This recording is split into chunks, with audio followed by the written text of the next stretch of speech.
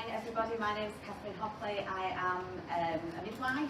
I've been a midwife for 15 years in the north of England, so we're slowly catching up with a lot of what you're talking about here today.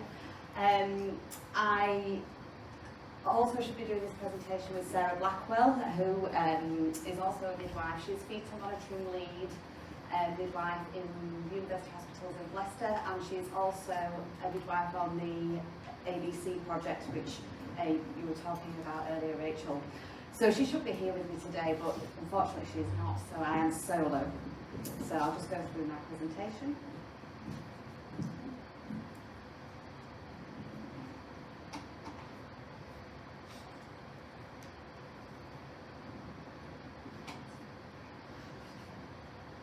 And this is why I need support, you see, regretting my life choices. So this is just what I'm going to run through. So I've been tasked with talking about fetal monitoring in the UK, which is no small project. So I'm going to talk about where have we come from, where are we going, and where are we now. So where we have come from, when I started training in 2004, I spent about 13 years probably in Leeds, the Leeds teaching hospitals in the north of England, and in that. This is where we introduced buddying. So was when a more junior midwife was buddied with a more senior midwife, and they would buddy up, and you would go and check each of the CTGs every hour. And that was very early on in the process, which then got recommended in the Saving Babies' Lives Care Bundle probably about 10 years later. So we were quite early with that. There's the NHS long-term plan, which was put forward by Jeremy Hunt's ambition there to achieve a 50% reduction in stillbirths by 2030.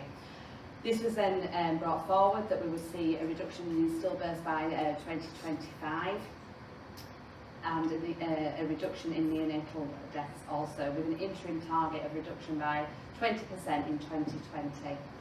This Better Births outlined how we would do that, and NHS resolution has found that 70% of all successful litigation cases involve issues around fetal monitoring, and that's about recognition and escalation and action.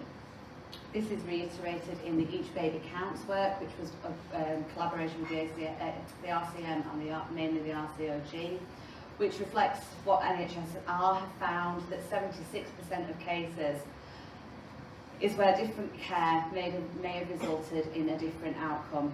And when you think about that, that's 3 babies a day that are not here who should have been here. And this is also reiterated by HSIP. However, I've very much seen it as my job today to deliver you some positivity, because that's the nature of the game and that's the nature of me. So I'm hoping in my presentation to be able to show you the hard work you're doing in terms of technology and how that's filtering down and what that actually looks like to the near midwife, such as myself. So where are we now? As I've talked about, Saving Babies' Lives Care Bundle introduced the recommendation for the role of the fetal monitoring lead midwife. So it's recommended in that each trust should have a midwife who takes lead responsibility for fetal monitoring, and he or she should have 0.4 full-time equivalent hours dedicated to that role, which is 2 days a week.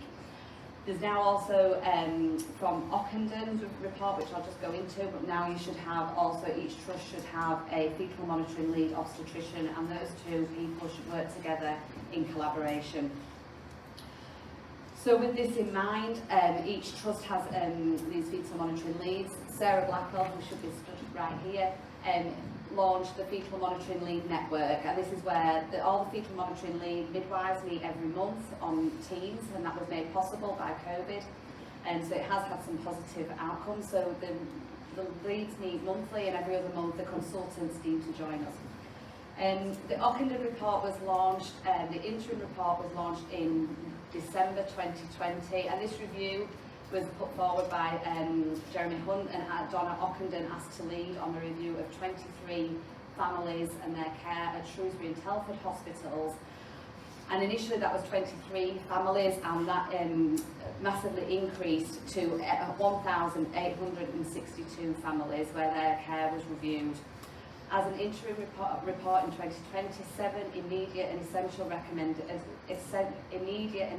actions were put into place.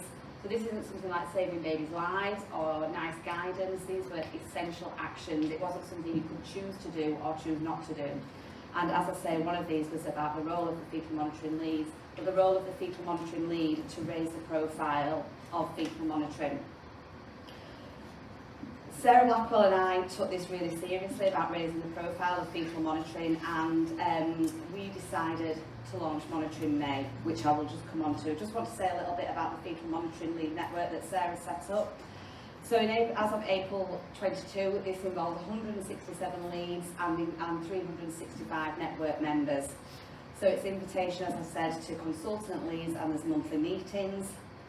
In terms of answering the report to reduce stillbirths and neonatal deaths, this is where we were up to in 2020.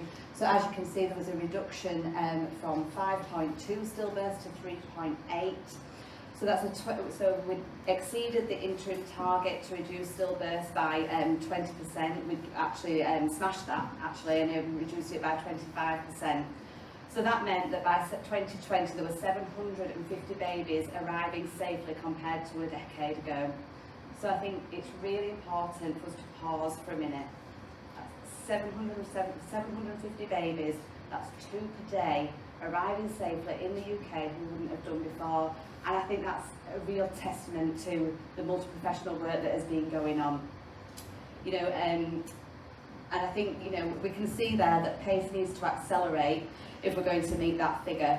But despite unprecedented strain on the NHS, and let's not forget that, I know we're coming out of COVID and people are very giddy about it, but we are still catching up with that workload. You know, we're still catching up. People are tired, they are exhausted, they are on their knees as members of staff. But despite that, we've exceeded that target. And before we need to redouble our efforts, we just need to pause and say well done to ourselves, I think.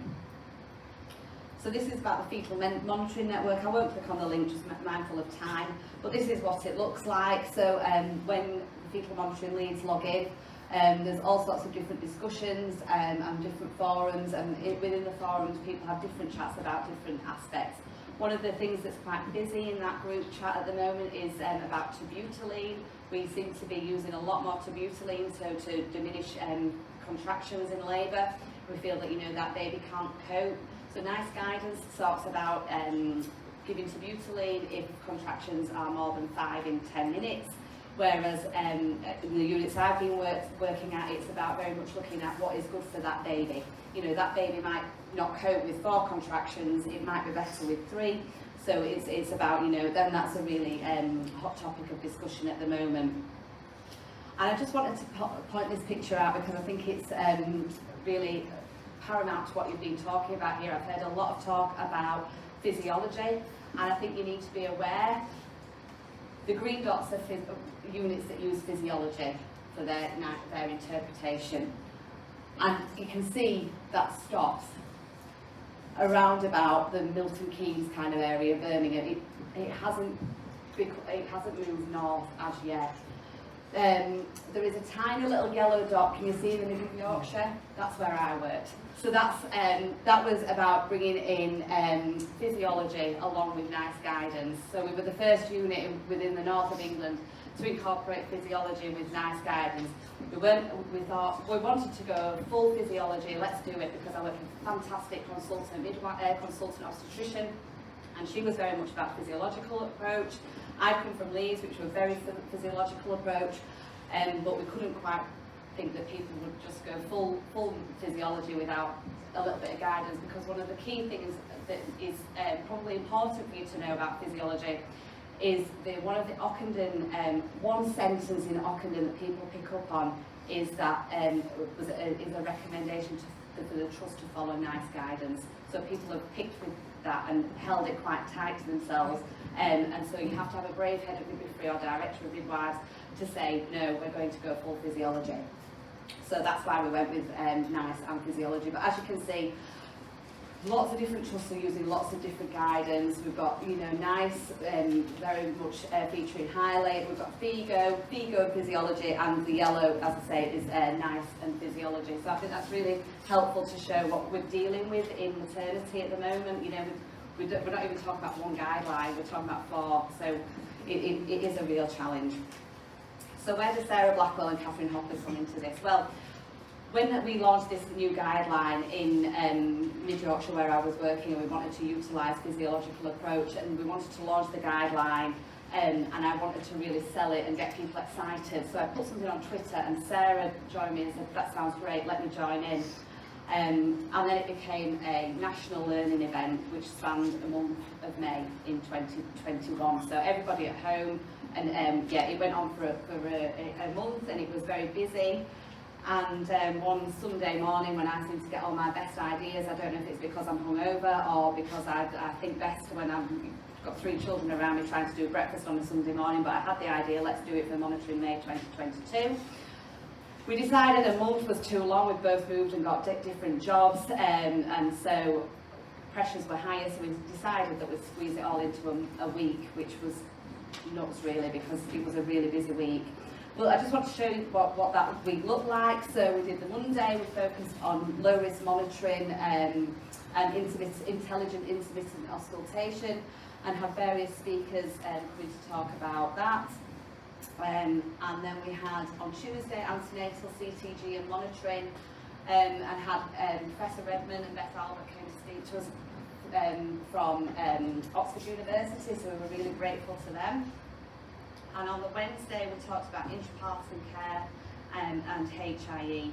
And Talika Singh is the consultant obstetrician I worked with. If you ever get a chance and you need something launching, she's your woman, as well as myself, obviously. And we talked a lot about human factors, and we had the patient representation from Becky Crook at the end of that day, who actually caused Teams to crash. So many people joined us and wanted to listen to her story about being a midwife but also having a baby with HIE.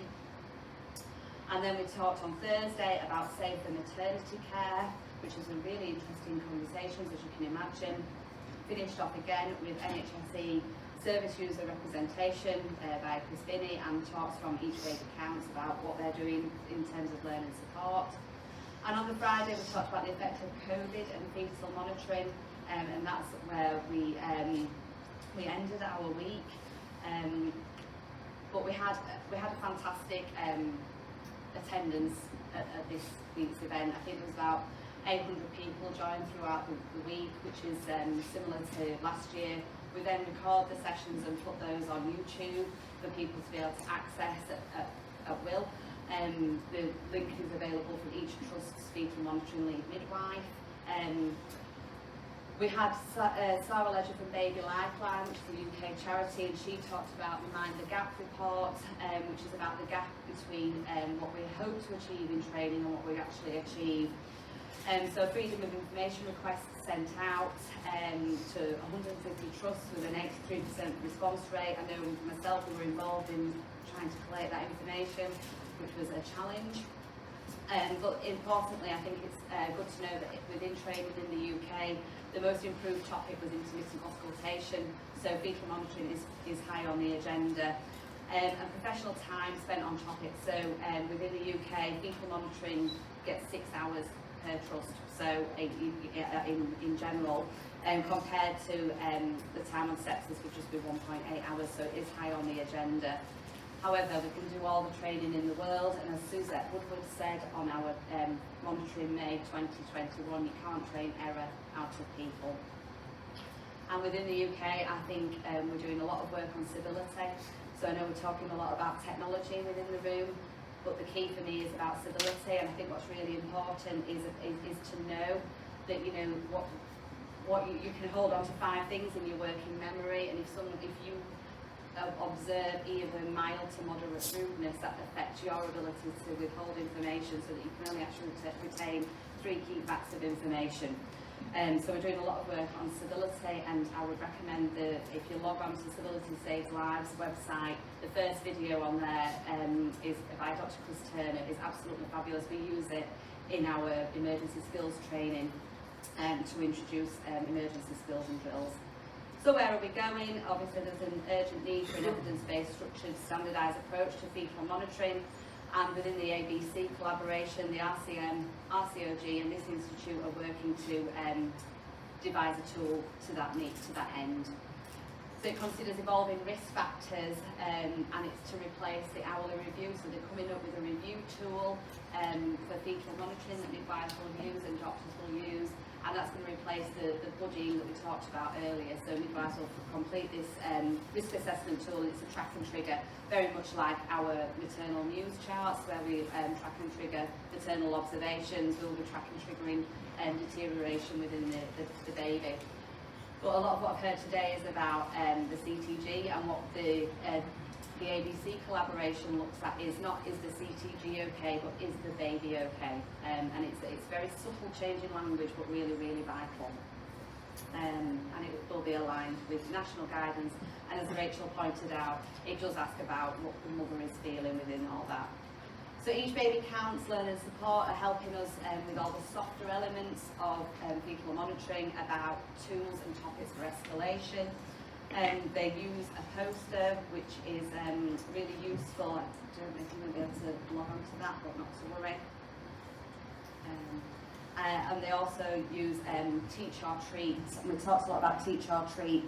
So if I say to, maybe I was concerned about the baby in my room, and I escalated that, got Austin in, and he would say, oh yeah, it's fine, you're all right, and walked out the door. That's doing nobody any good. So it's about being able to respectfully challenge those decisions to say, well, tell me why you think it's okay, because this is why I'm concerned. You tell me why I'm wrong, in that respectful challenge, which is really beneficial to help midwives escalate and articulate their escalation. So this is where we're going. I think there's a lot going on that's really important and really exciting. So we've talked about technologies and tools. Monitoring May 2023 is our hope for next year. And I use this quote in Monitoring May 2021 from Mayor Angelou: and do the best you can until you know better. Then when you know better, do better. And this is from our current acting interim head of midwifery, that it really sat with me, that good should never be the enemy of better. And I think from that point, you can only be positive with that outlook. Thank you.